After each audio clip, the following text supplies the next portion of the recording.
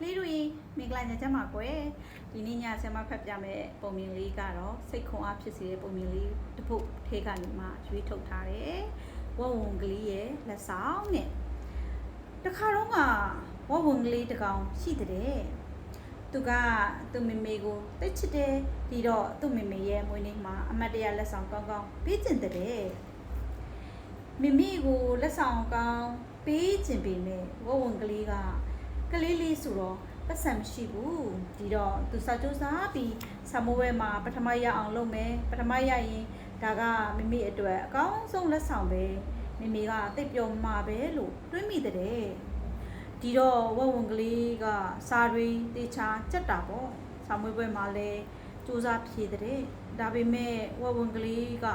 အမှတ်အများဆုံးမရဘူးတဲ့ကွယ်သူ့တငယ်ချင်းဘေဘီဝဝုံကအမှတ်အပြည့်နဲ့ပထမရသွားတဲ့ဘလက်ဆောင်ပေးရမလဲထပ်တွေးတာပေါ့အတန်းထဲမှာအကူညီလိုတဲ့သူတွေကိုအကူညီပေးရင်မေမေကပြောမှာပဲမေမေကကျင်နာတက်တာကိုသဘောကျတယ်လို့တွေးပြီးတငယ်ချင်းတွေကိုဘာကူပေးရမလဲလို့ချစ်ချစ်ခင်ခင်နဲ့လိုက်မေးကြည့်ပေမဲ့ဘယ်သူမှအကူညီမလိုကြဘူးတဲ့ကွယ်ဒီတော့ဆရာမတွေကိုယဉ်ကျေးကျေးပြောမယ်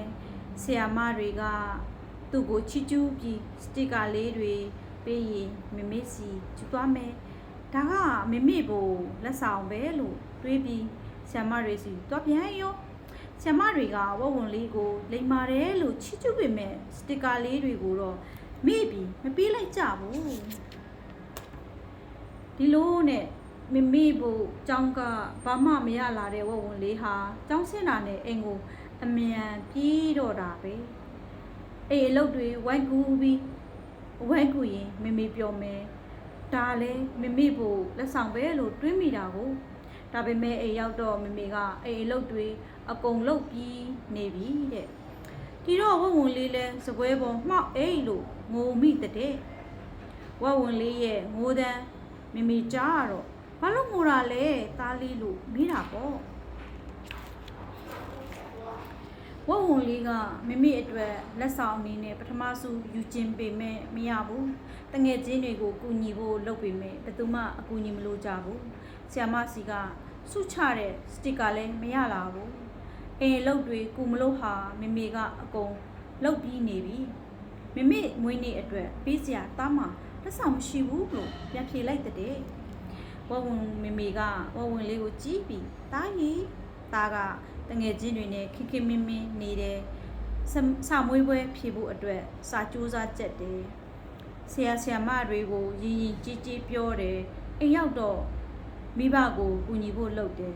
ဒီလိုနေတိုင်းအမှုကျင့်တွေကောင်းအောင်ကြိုးစားနေတာဟာအမှန်ဆုံးနဲ့မမေအတွက်အကောင်းဆုံးလက်ဆောင်ပါပဲတားရဲ့လက်ဆောင်ကိုမမေကြိုက်ပါတယ်လို့ပြောပြတဲ့ဒီတော့မှဝဝုံလေးလဲသူ့ရဲ့စူးစမ်းမှုကမမေနဲ့သူ့အတွက်အကောင်းဆုံးလို့တတိထားမိပြီးတိတ်ပျော်သွားတော့တာပေါ့ကွယ်အရန်လိမ်မာတဲ့ဝဝုံလေးနော်ဒီနေ့ညဒီပုံလေးကိုနောက်ထောင်ပြီးတော့အိမ်မက်လှလှမှတ်ကြပါစေ